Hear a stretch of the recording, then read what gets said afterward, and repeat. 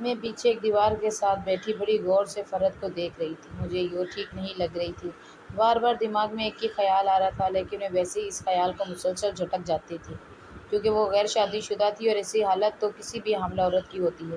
جب مسلسل ایک ہی بات میرے دماغ میں جڑ پکڑ گئی تھی تو میں نے لا حول ولا قوت پڑھنا شروع کر دیا کہ ایسا نہیں مجھے سوچنا چاہیے، مگر فرحت وہ اس کا باپ ہے تو وہ کیوں ایک جانب خاموشی سے بیٹھی ہے؟ وہ رو نہیں رہی تھی، بس چپ کر کے بیٹھی ہوئی تھی۔ یہ بھی ایک بہت بڑا سوال تھا، کیونکہ جن کے باپ مر جاتے ہیں وہ خاموشی سے بیٹھ کر میتیں نہیں دیکھا کرتے، بلکہ دھاڑے مار مار کر روتے ہیں۔ ابھی کچھ مہینے ہوئے تھے جب سے وہ دونوں باپ بیٹی ہمارے محلے میں آ کر شفٹ ہوئے تھے۔ باقی محلے والوں کے ساتھ ان کی اتنی بات چیت نہیں تھی، مگر چونکہ میرے اور ان کے گھر کی دیوار ایک ہی تھی تو ہم دونوں اکثر اوقات بات وغیرہ کر لیا کرتے تھے۔ شروع میں وہ مجھے بڑی چپ چپ لگتی تھی، میں ان سے باتیں کرتی رہتی اور وہ کوئی جواب ہی نہیں دیتی تھی۔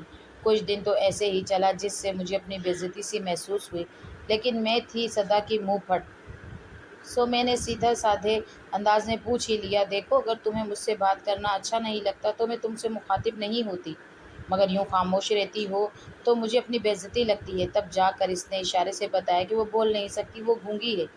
یہ سن کر تو میری 2 راتیں مجھے نیند ہی نہیں آئی۔ وہ اتنی خوبصورت تھی کہ کوئی ایک مرتبہ اسے دیکھتا تو دوبارہ نظر ضرور ڈالتا تھا، لیکن قسمت کی ستم ظرفی کہ وہ بول نہیں سکتی تھی۔ مجھے اس پر بہت زیادہ ترس آیا۔ خیر پھر اس کے بعد بھی میں ہی باتیں کرتی تھی اور اشاروں سے مجھے کچھ بتانے کی کوشش کرتی، مگر مجھے کچھ بھی اس کی بات سمجھ نہیں آتی۔ البتہ میں اس بات میں سر ضرور ہلا دیتی تھی کہ اسے برا نہ لگے، میں اس کی کوئی بات بھی مجھے سمجھ نہیں آتی تھی۔ اب جب اس کے باپ کی وفات ہوئی تھی تب بھی وہ بڑی سنبھلی ہوئی لگ رہی تھی، جس پر مجھے اچنبھا بھی ہوا، لیکن میں نے زیادہ دھیان نہیں دیا۔ دوسری جانب محلے کی ڈرامے باز خواتین دھاڑے مار مار کر رو رہی تھیں، جیسے باپ فرحت کا نہیں ان کا گیا ہو۔ اس پر مجھے ہنسی تو بہت آئی، مگر اب کیا فوتکی پر بیٹھ کر ہنسوں، سو خود پر ضبط کر لیا۔ جب جنازہ اٹھنے لگا تب بھی میں نے دیکھا کہ فرحت نے آگے بڑھ کر ایک مرتبہ بھی انہیں نہیں روکا اور ایک جانب خاموشی سے جیسے بیٹھی تھی ویسے ہی بیٹھی رہی۔ اس کی آنکھوں کے نیچے کافی ہلکے پڑے ہوئے تھے اور کمزور بھی بہت لگ رہی تھی۔ غصے میں ڈاکٹر کے پاس لے کر جاؤں گی، دل ہی دل میں یہ سوچ کر میں گھر کی جانب جانے لگی، کیونکہ جنازہ چلا گیا تھا۔ جیسے ہی میں دروازے پہ پہنچی تو پیچھے ایک دم سے شور مچ گیا اور عورتیں ایک جگہ جمع ہو گئیں۔ میں بھی تجسس کے ہاتھوں مجبور ہو کر واپس پلٹی کہ دیکھوں آخر یہاں ہوا کیا ہے، مگر جو دیکھا وہ میری توقع کے عین مطابق تھا۔ سامنے فرحت بے ہوش پڑی نیچے لڑکی ہوئی تھی۔ یہ تو ہونا ہی تھا، چاہے وہ جتنا بھی غم برداشت کر لیتی، مگر باپ کا دکھ تو دکھ ہی ہوتا ہے۔ سب کھڑی بیچاری بیچاری کر رہی تھی، مگر کسی نے بھی اتنی زحمت نہیں کی کہ اسے ڈاکٹر کے پاس لے چلے۔ میں نے پہلے سوچا کہ ڈاکٹر کو گھر پہ ہی لے آتی ہوں، مگر سوچا رہنے دیتی ہوں، ان عورتوں نے وہاں بھی اسے سکون نہیں لینے دینا، اسے ہی کلینک لے کے جاؤں۔ یہ سوچ کر 1-2 لڑکیوں کی مدد سے اسے بھی کلینک پر لائی تو ڈاکٹر نے اسے دیکھتے ہی اپنا شبہ ظاہر کر دیا، مجھے تو یہ لڑکی حاملہ لگتی ہے، باقی ایک مرتبہ چیک اپ بھی کر لیتی ہوں۔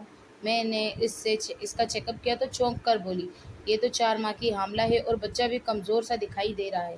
یہ سن کر میرے تو ہوش ہی اڑ گئے، کیونکہ جب سے وہ یہاں پر تھی اس نے کبھی نہیں بتایا تھا کہ وہ شادی شدہ ہے یا ایسی بھی کوئی بات ہے۔ میں نے اسے غیر شادی شدہ ہی سمجھا تھا، لیکن پھر یہ 4 ماہ کا بچہ یہ کہاں سے آ گیا؟ وہ ابھی تک خاموش تھی، جس کا پیش نظر ڈاکٹر نے اسے ڈرپ لگا دی اور ہدایت دی کہ جب ڈرپ ختم ہو تبھی گھر لے کے جانا، اس سے پہلے مت جانا۔ میں بھی خاموشی سے وہاں بیٹھ گئی۔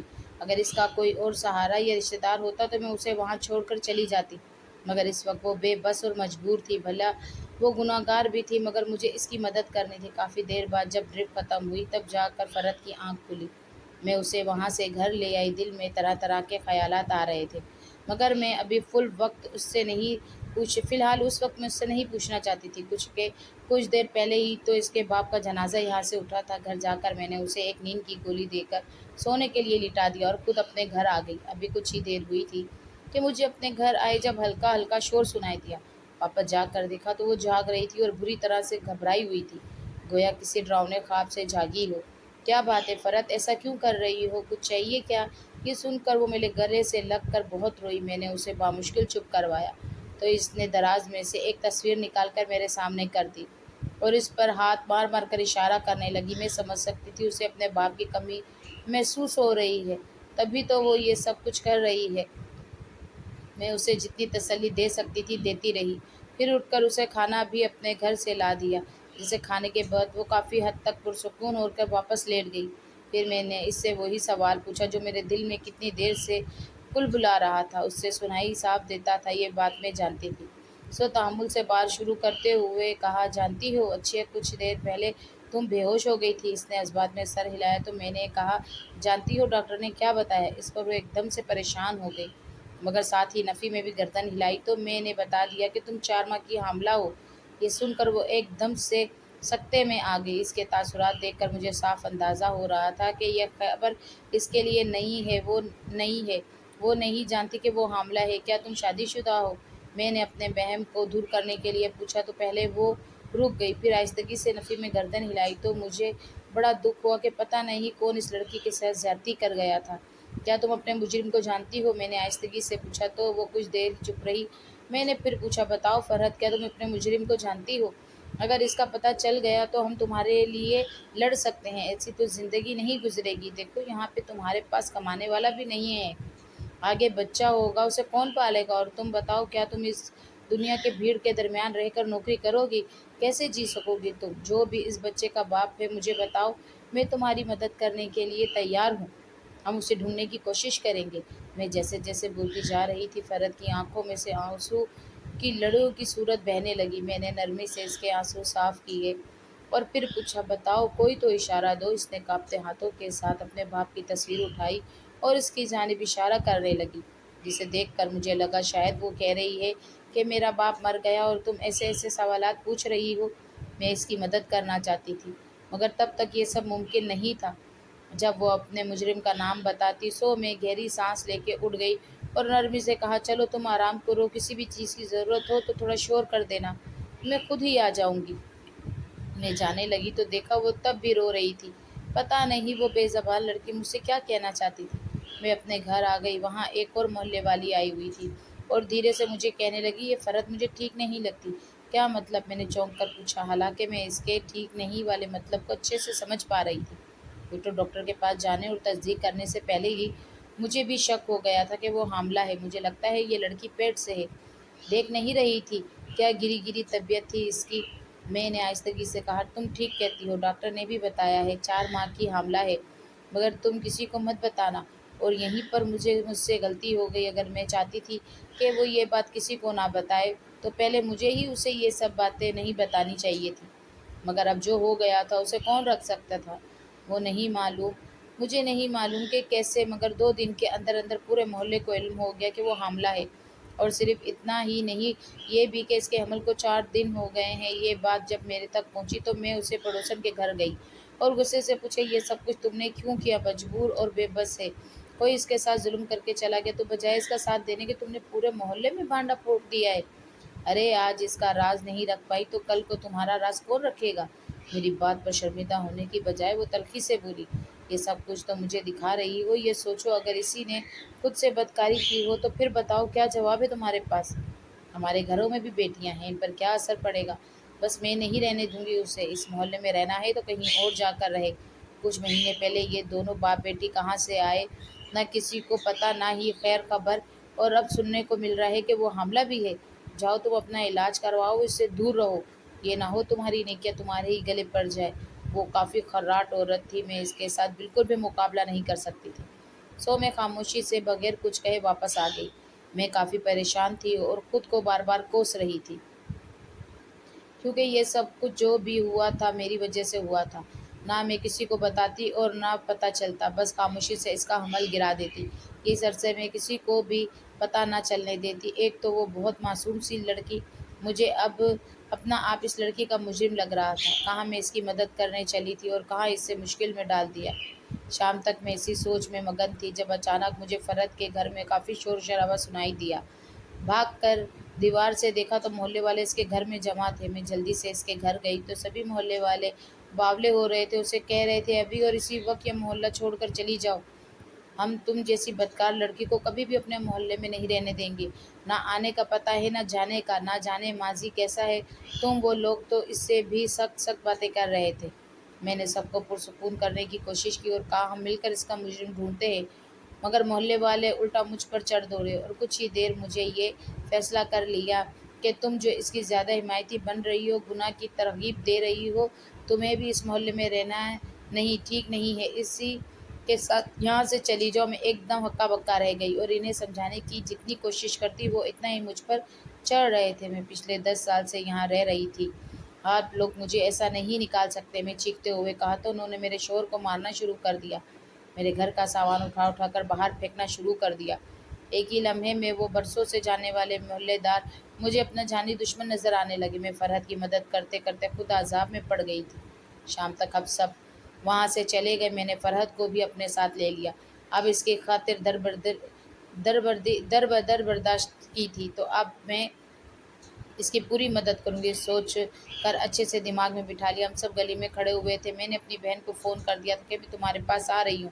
بس ہم رکشے کا انتظار کر رہے تھے، تبھی اس گلی میں ایک بڑی سی گاڑی رکی۔ سیاہ رنگ کی ایسی گاڑی اس پورے محلے میں کسی کے پاس نہیں تھی۔ اس گاڑی میں سے ایک عورت اور مرد باہر نکلے اور تیزی سے فرحت کے پاس جا کر اس سے کچھ پوچھنے لگے۔ وہ ہم سے تھوڑی الگ کھڑی تھی، سو ان لوگوں کی باتیں ہم نہیں سن رہے تھے۔ سارے محلے والے اپنے اپنے گھروں سے باہر ہی نکل کر کھڑے تھے تاکہ ہمیں وہاں سے بھیج کر ہی وہ دوبارہ اپنے گھروں میں جا سکے۔ وہ مجھے بھی اتنی آسانی سے وہاں سے نہ نکال سکتے اگر میرا گھر کرائے کا نہ ہوتا۔ انہوں نے مالک مکان کو بھی اچھی خاصی دھمکیاں دی تھی کہ اگر اس نے یہ گھر خالی نہیں کرا تو انجام کا ذمہ دار وہ خود ہوگا، سو اس نے ہی ہمیں وہاں سے نکل جانے کا بولا تھا۔ اس کے علاوہ ہمارے پاس کوئی چارہ بھی نہیں تھا۔ لیکن جب وہ بڑی گاڑی والے مرد اور عورت فرحت سے باتیں کرنے لگے تو سب محلے والوں کو صاف سوکھ گیا۔ صاف دکھائی دے رہا تھا کہ ان کی سٹی مٹی گم ہو چکی ہے۔ چلو ہمارے ساتھ، یہ وہ واحد جملہ تھا جو اس مرد نے فرحت سے کہا اور ہمیں سنائی دیا تھا، مگر اس نے جانے سے انکار کر دیا۔ ساتھ میری جانب اشارے سے کچھ کہا تو وہ عورت شاید سمجھ گئی تھی، تبھی اس نے مجھے اور میرے بچے کو بھی گاڑی میں بیٹھنے کا بولا۔ جب فرحت بھی گاڑی میں بیٹھ گئی تو وہ عورت غصے سے بولی کہ جو کچھ تم لوگوں نے کیا ہے یاد رکھنا، میں تم سب پر FIR درج کرواؤں گی۔ جب تمہیں تمہارے گھروں سے یوں پولیس لے کر جائے گی نا، تب بھی انہیں اتنا ہی پرسکون رہنا، سمجھ رہے ہو نا تم سب۔ اس عورت کی بات پر اب بھی وہاں سناٹا تھا۔ پھر ایک دو آدمی آگے بڑھ کر کہا، فرحت کو اتار دیں، ہمیں کوئی مسئلہ نہیں ہے اس کے یہاں رہنے سے، ہم تو باقی سب کی باتوں میں آ گئے تھے۔ ان کا دیکھا دیکھی وہ لوگ بھی گھبرا کر فرحت کو وہاں رہنے کے لیے کہنے لگے، مگر وہ عورت پہلے سے زیادہ غصے میں آ کر کہا، اب فرحت نہیں اترے گی، صرف پولیس ہی اترے گی۔ چلو یہ تو بدکار تھی، تو اس بیچاری کا کیا، اس عورت کا کیا قصور تھا جسے نکال رہے ہو تم سب لوگ۔ اس عورت نے میری جانب اشارہ کیا تو میں حیران رہ گئی، یعنی کھڑے کھڑے ہی فرحت نے اسے پوری بات بتا بھی دی تھی، مگر وہ کون تھی یہ سوچ سوچ کر میرا تجسس بڑھتا ہی جا رہا تھا۔ لوگوں ایک دم سے ہنگامہ شروع کر دیا، یہ وہ نہیں جانے دیں گے، مگر وہ عورت جو بھی تھی بے حد دلیر تھی۔ وہیں اس نے پولیس کو فون ملایا اور لاؤڈ اسپیکر آن کر کے بات کرنے لگی، ساتھ ہی یہ بھی پولیس کو بتایا کہ فلاں محلے کے لوگ اسے ڈرا رہے ہیں اور راستہ بند کر رکھا ہے، تو کیا چاہتی ہیں میڈم آپ ہم وہاں آ جائیں اگر حالات کنٹرول نہیں ہو رہے۔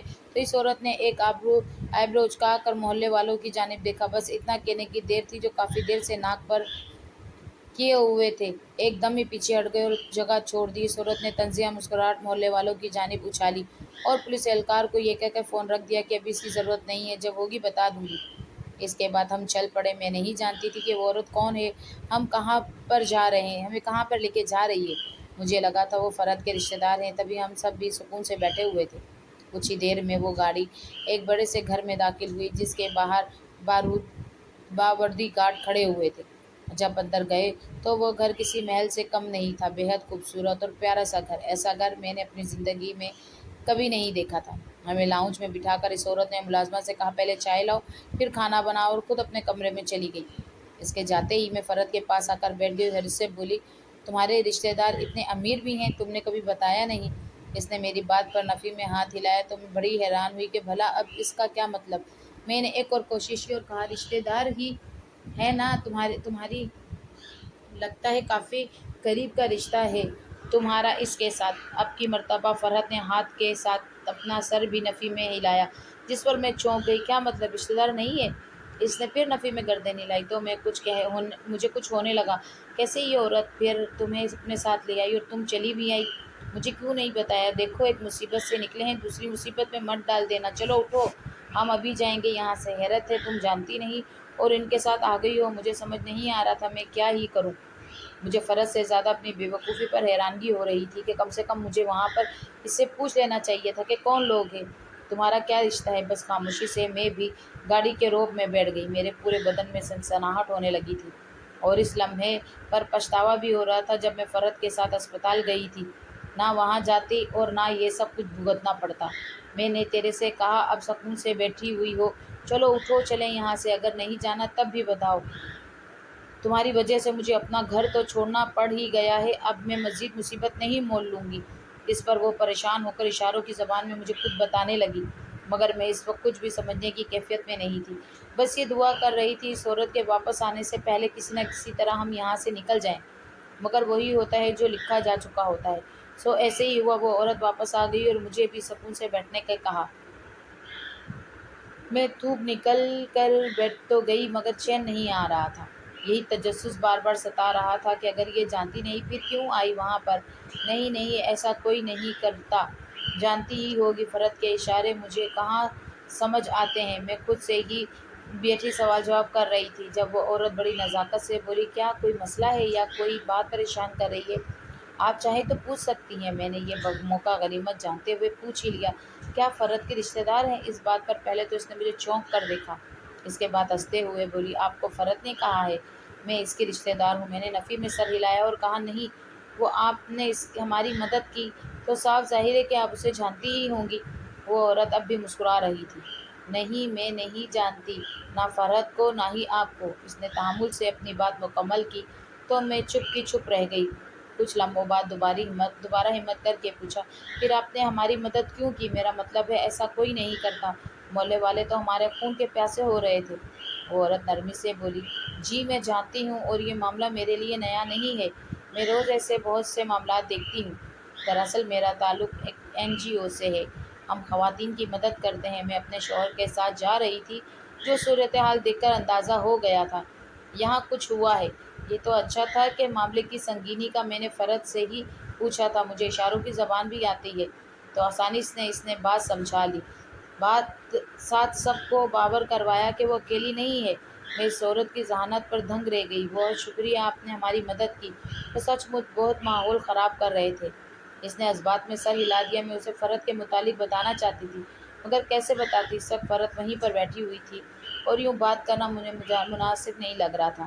اسے ایک فون آ گیا جسے سننے سے پہلے وہ عورت نرمی سے بولی، آپ پریشان نہ ہو، آپ یہاں پر محفوظ ہیں، مجھے فرد کی کہانی جاننی ہے، سو آپ کچھ دن ہماری انیکسی میں رہ سکتی ہیں، یہ ساتھ ہی الگ سے مہمانوں کے لیے ایک پورشن بنایا ہوا ہے، ملازم آپ کو وہاں لے جائے گا، مجھے ابھی ضروری کام ہے، باہر جانا ہے، سو شام میں ہماری ملاقات ہوگی انشاءاللہ۔ یہ کہہ کر وہ چلی گئی، جبکہ میرے شوہر چاہ رہے تھے کہ ہم وہاں نہیں رہنا چاہیے، مگر میں نے انہیں چپ کروایا کہ ہم جائیں گے بھی کہاں، پر وہ ایک سوشل خاتون ہیں، ان کے بہت سارے کانٹیکٹ ہوں گے، تو ہم اگر اس سے مدد مانگے تو ایک اچھا سا کرائے کا گھر بھی ہمیں وہ دلوا سکتی ہیں۔ خیر ہم سب انیکسی میں آ گئے، ایک کمرہ میں نے فرد کو دے دیا، دوسرے کمرے میں ہم سب گھر والے رہ گئے۔ اتنا کچھ ہو گیا تھا، لیکن میں ابھی تک اس معاملے سے پردہ نہیں اٹھا تھا کہ فرد کے بچے کا باپ کون ہے۔ وہ بیچاری تو اب تک اپنے باپ کے غم میں ہی ملکان تھی، پھر اچانک سے اس کے ساتھ یہ سب ہو گیا۔ کچھ صحیح سے سمجھنے سے پوچھنے کا موقع ہی کہاں ملا تھا۔ تقریباً شام میں ہم باہر آئے تو فرد پہلے سے لاؤنج میں بیٹھی ہوئی تھی، وہ چہرے سے بہت زیادہ اداس لگ رہی تھی۔ میں اس کے پاس جا کر بیٹھ گئی اور اس کی ماں کے متعلق پوچھا، وہ کب فوت ہوئی؟ مگر وہ فوتگی کی بجائے اور ہی طرح کے اشارے کر رہی تھی۔ کیا مطلب زندہ ہے تمہاری ماں؟ میں نے تکا لگاتے ہوئے پوچھا تو وہ سر اسبات میں ہلا کر رہ گئی، پھر کہا، وہ تمہارے ساتھ کیوں نہیں ہے؟ کہیں تمہارے باپ نے تمہاری ماں کو چھوڑ تو نہیں دیا؟ ویسے بھی وہ تمہارے باپ کے مرنے پر بھی نہیں آئی تھی۔ میرے سوالات پر وہ چپ رہی۔ میں نے ایک دو مرتبہ پوچھا مگر اس کی چپ نہیں ٹوٹی، تو پھر میں بھی ادھر ادھر کی باتیں کرنے لگی۔ میں جانتی تھی اپنے غم یوں دوسروں کے سامنے کھول کر رکھنا سبھی کے لیے ایک تکلیف دہ عمل ہوتا ہے، بس وہ لڑکی بے زبان تھی تبھی اس کے ساتھ اتنا کچھ ہو گیا تھا۔ کبھی دل میں خیال آتا ہے اس کی شادی اپنے شوہر سے کروا دیتی ہوں، نیکی ہی ہوگی، لیکن اگلے پل بیٹھ کر خود کو ملامت کر رہی ہوتی ہے، اگر ایسا کچھ سوچ سکتی ہوں میں، کیا اس ساری دنیا کی نیکیاں کرنے کا ٹھیکہ میں نے ہی اٹھا رکھا ہے؟ اچھی کچھ دیر پہلے ایک نیکی کرنے کا انجام بھگت لیا، گھر سے بے گھر ہو گئی۔ میں وہاں ایک کونے میں بیٹھی اپنے آپ کے ساتھ ہی جنگ میں مصروف تھی، مجھے پتہ ہی نہ چلا جب وہ خاتون آہستگی سے میرے پاس آ کر بیٹھ گئی اور باتیں کرنے لگی۔ میں بھی اسے چھوٹے چھوٹے سوالات کے جواب دینے لگی۔ جانتی ہوں آپ جیسی ہی خواتین ہیں جس کی وجہ سے یہ دنیا ایک رہنے کے قابل جگہ بنی ہوئی ہے۔ اگر آپ فرحت کی مدد نہ کرتی تو کون کرتا؟ وہ میری تعریف کر رہی تھی جس پر مجھے خواہ مخواہ شرمندگی ہو رہی تھی۔ تبھی میں نے اسے فرحت کے حاملہ ہونے کی بات بتائی تو وہ پوچھنے ہوئے بولی، ہاں میں جانتی ہوں، وہیں سڑک پر بتایا تھا اس بچی نے کہ وہ حاملہ ہے اور اس پر بدکاری کا الزام لگا کر نکال رہے ہیں۔ تو آپ بتائیں کہ آپ جانتی ہیں اس کے ساتھ یہ سب کچھ کس نے کیا ہے تاکہ ہم جلد سے جلد اس کے مجرم تک پہنچ سکیں؟ میں نے نفی میں سر ہلا کر کہا، یہی تو بات ہے، ابھی تک اس کے مجرم کا نہیں پتہ چل پایا۔ مجھے اشاروں کی زبان سمجھ نہیں آتی اور فرحت کو اشاروں کے علاوہ بات کرنے نہیں آتی۔ جس روز مجھے یہ سب پتہ چلا تھا تبھی اس کے والد کی وفات ہوئی تھی۔ میں جب بھی یہ سوال پوچھتی تو وہ رونے لگ جاتی تھی، سو میں نے زیادہ زور نہیں دیا۔ اب چونکہ اس کی بات کو اچھی طرح سے سمجھ لیتی ہیں تو میں چاہتی ہوں کہ آپ بھی اس سے یہ بات پوچھیں۔ انہوں نے مسکرا کر میری طرف دیکھا اور کہا، آپ جانتی ہیں کہ آپ ایک عظیم عورت ہیں اور آپ نے ایک لڑکی کی مدد کی خاطر اپنے گھر بار کو چھوڑا، کتنا کچھ برداشت کیا۔ آپ جیسی عورتوں کی وجہ سے ہی نہ جانے کتنے لوگ پرسکون ہیں۔ اگر آپ چاہیں تو ہماری NGO جوائن کر سکتے ہیں کیونکہ مجھے آپ کے اندر کام کرنے کی پوٹینشیل دکھائی دے رہا ہے۔ اس خاتون نے بڑے پیار سے لہجے میں یہ بات کی تھی جس سے میرے اندر اعتماد ایک دم سے بڑھ گیا، مگر میں نے کوئی بھی فیصلہ کرنے سے پہلے کہہ دیا، اپنے شوہر سے پوچھ کے بتاؤں گی۔ انہوں نے بھی زیادہ اصرار نہیں کیا کیونکہ ہمارے معاشرے میں کوئی بھی کام شوہروں کی اجازت کے بغیر نہیں ہوتا۔ اچھا چلے کرتی ہوں میں بات فرحت سے، انشاءاللہ ہم مسئلے کا بھی کوئی نہ کوئی حل نکال لیں گے اور آپ پریشان ہو یہاں جتنے دن چاہے رہ سکتی ہیں۔ جب حالات ٹھیک ہو جائیں گے تو پھر آپ جہاں جانا چاہیں جا سکتی ہیں۔ یہ کہہ کر وہ وہاں سے چلی گئی۔ ابھی کچھ دن ہی میرے شوہر کی نوکری چھوٹی تھی، میں کافی پریشان تھی، لیکن میں اللہ سے نا امید نہیں ہوئی تھی۔ مجھے یقین تھا ایک راہ بندہ ہوا ہے تو رب اور نئی راہیں کھول دے گا۔ پھر اچانک ہی فرحت کا معاملہ بگڑ گیا، لیکن وہ کہتے ہیں نا، جو ہوتا ہے اچھے کے لیے ہوتا ہے۔ کبھی میں نے سوچا تھا کہ میں بھی ایک NGO میں کام کروں گی، یہ سوچ کر مجھے اندر ہی اندر بےحد خوشی ہونے لگی تھی اور میں جلدی سے اپنے شوہر کی طرف چل پڑی تاکہ انہیں بتا سکوں کہ مجھے یقین تھا کہ مجھے منع تو نہیں کریں گے، مگر پھر بھی پوچھنا تو تھا ہی۔ تقریباً ایک دن بعد اس عورت نے مجھے اور فرحت دونوں کو ڈرائنگ روم میں بلایا۔ ہم وہاں گئے تو اس نے بڑے سادے لہجے میں بات شروع کی اور فرحت سے پوچھا کہ بیٹا، جب تک تم اپنی کہانی ہمیں نہیں بتاؤ گی ہم کچھ بھی نہیں کر سکتے۔ یہ کس نے کیا تمہارے ساتھ؟ کھل کر بتاؤ، دیکھنا ہم اس کے خلاف کارروائی ضرور کریں گے۔ فرحت خاموش رہی۔ اس عورت نے زور دیا تو وہ نفی میں زور زور سے اپنے سر ہلانے لگی۔ فرحت سمجھو بات کو، دیکھو وہ جو کچھ بھی پوچھ رہی ہے تم انہیں بتاؤ، میں نے ہی سنجیدگی سے کہا، مگر وہ جواب دینے کی بجائے وہاں سے اٹھ کر چلی گئی۔ اس کے جاتے ہی میرے دل میں عجیب و غریب خیالات اور شک و شبہات سر اٹھانے لگے۔ کیا اس سب میں فرحت بھی شامل تھی یا اس پر ظلم ہوا تھا؟ کیونکہ اگر اس پر ظلم ہوا تھا تو وہ اپنا گناہ گار کا نام ہرگز نہیں چھپاتی، پھر وہ ایسا کیوں کر رہی تھی؟ میں اپنے خیالوں میں گم تھی جب اس عورت نے میرے کندھے ہلکے سے تھپ تھپایا اور کہا، پریشان نہیں ہو، ان معاملات میں لڑکیاں یوں ہی ڈر جایا کرتی ہیں۔ کچھ دنوں تک مجھے یقین ہے فرحت اپنے مجرم کا نام نہ صرف بتائے گی بلکہ اس کے خلاف کوئی نہ کوئی کارروائی کرنے میں بھی ہماری مدد ضرور کرے گی۔ بس ہمیں تب تک صبر و تحمل سے کام لینا ہے جب تک وہ خود نہیں بتاتی۔ اگر ہم اس پر زور دیں گے تو ہو سکتا ہے وہ ہمارے ساتھ جھوٹ بھی بول دے۔ میں نے اس کی بات پر اثبات میں سر ہلا دیا۔ میں وہاں سے جانے لگی تو اس عورت نے مجھے روک لیا اور کہا، آپ نے مجھے ابھی تک جواب نہیں دیا۔ کل ایک بات پوچھی تھی میں نے آپ سے، میں وہاں رک گئی مگر ابھی تک خاموش تھی۔ دیکھیے، آپ کے شوہر کو کوئی اعتراض ہے تو میں آپ کو یقین دہانی کراؤں گی، ہماری NGO اور باقی NGOs کی طرح کام نہیں کرتی، ہم پرامن اور پرسکون طریقے سے کام کرتے ہیں۔ اگر آپ چاہیں تو ہم آپ کو اپنا کام دکھا بھی سکتے ہیں۔ مسئلہ NGO میں خواتین کو شامل کرنا نہیں ہے بلکہ ہمارا اہم تقاضا بھی یہی ہے کہ عمر جتنی بھی ہو مگر اس میں کچھ کر گزرنے کی طاقت اور برداشت کرنے کی قابلیت ہو، اور اب میں تو ماشاءاللہ یہ دونوں مادے ہی بدرجہ موجود ہیں۔ تو بتائیں کیا آپ ہمارے ساتھ دیں گی؟ میں نے دھیرے سے بس بات میں سر ہلا دیا کیونکہ جب قدرت اتنا بڑا موقع دے رہی ہے تو میں اسے کیوں ٹھوکر مارتی۔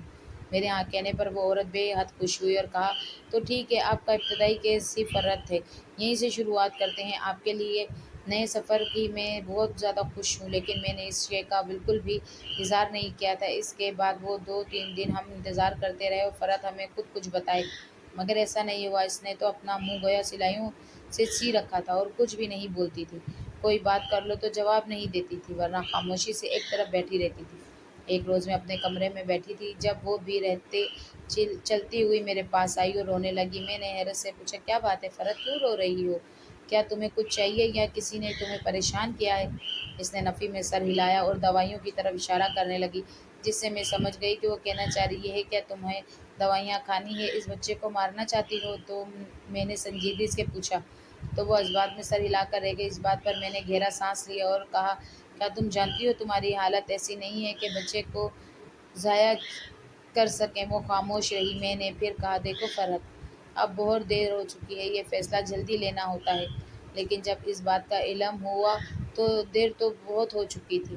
اب اگر ہم نے ایسی ویسی کوئی بھی کوشش کی تو تمہاری جان جا سکتی ہے، سمجھ رہی ہو نا میری بات کو؟ مگر وہ رونے لگی۔ مجھے اس کے آنسو دیکھ کر اپنے دل میں تکلیف محسوس ہوئی۔ کیسی بے سہارا ساتھی نہ ہوئی، بے سہارا تھی، نہ ہوئی رشتہ دار، نہ کوئی جاننے والا۔ کیا تم اپنے گھر کے لے جا سکتی ہو مجھے؟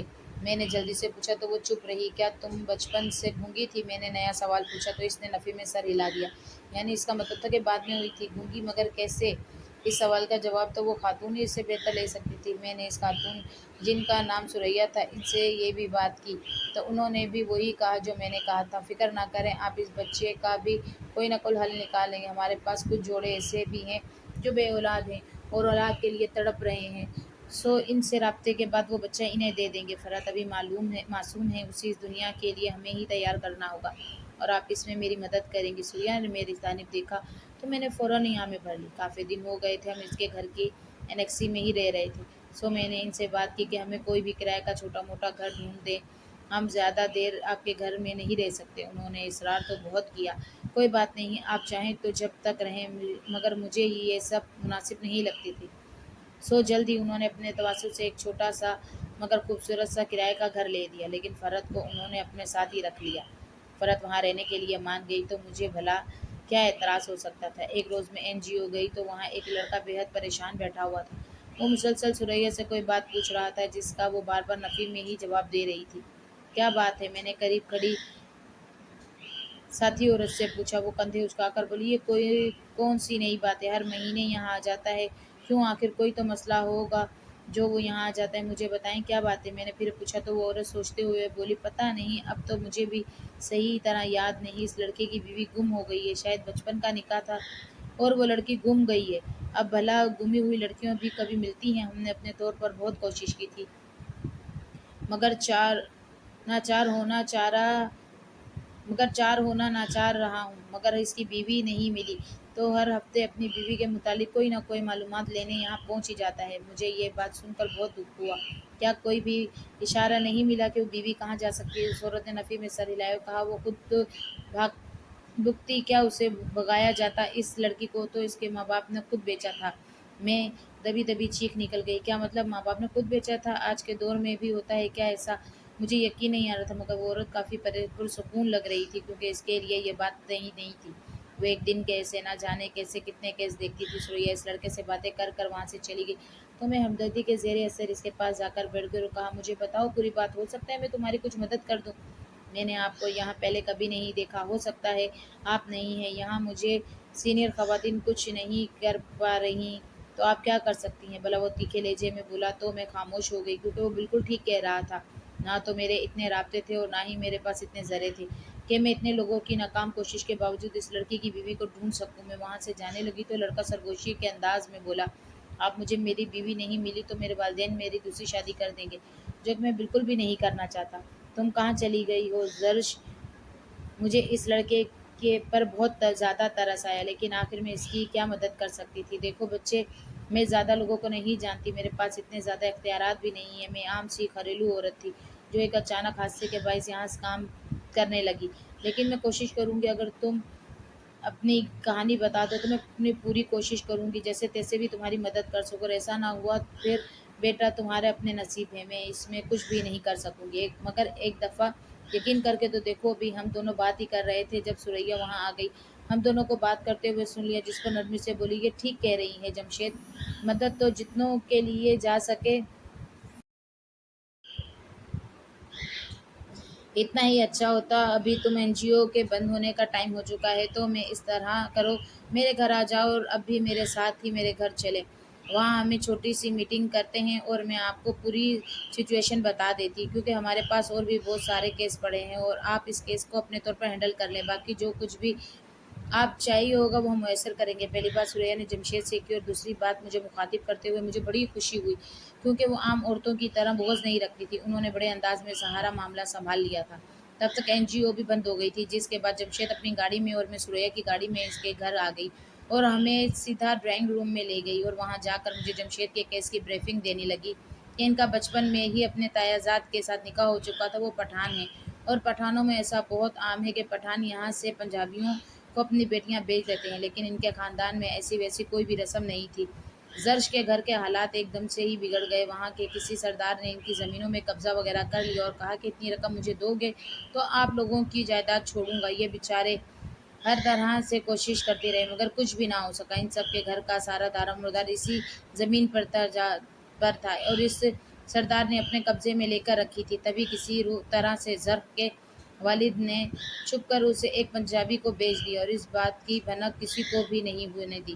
سب کو ایک ہی بات کہی کہ وہ کسی رشتہ دار کے گھر گئی ہے، جس رشتہ دار کا نام انہوں نے بتایا تھا۔ جمشید ان سے ملاقات ہوئی تو انہوں نے لا علمی کا اظہار کیا کہ ہمیں تو زر کی کوئی خبر نہیں ہے اور نہ ہی لالا نے ہمارے یہاں چھوڑا ہے۔ یہ خبر پھیلتے ہی پورے خاندان میں ایک قہر مچ گیا، جبکہ دوسری جانب زرش کا باپ چپ تھا، وہ کسی کے بھی سوال کا جواب نہیں دے رہا تھا۔ صورتحال جب بگڑنے لگی اور جمشید کے گھر والوں نے اس کی چھوٹی بیٹی کو اٹھانے کی دھمکی دی تو اس کے باپ نے بتایا کہ جو کچھ علاقوں میں اپنی بیٹی کو بیچ کر زمین واپس سے حاصل کر چکا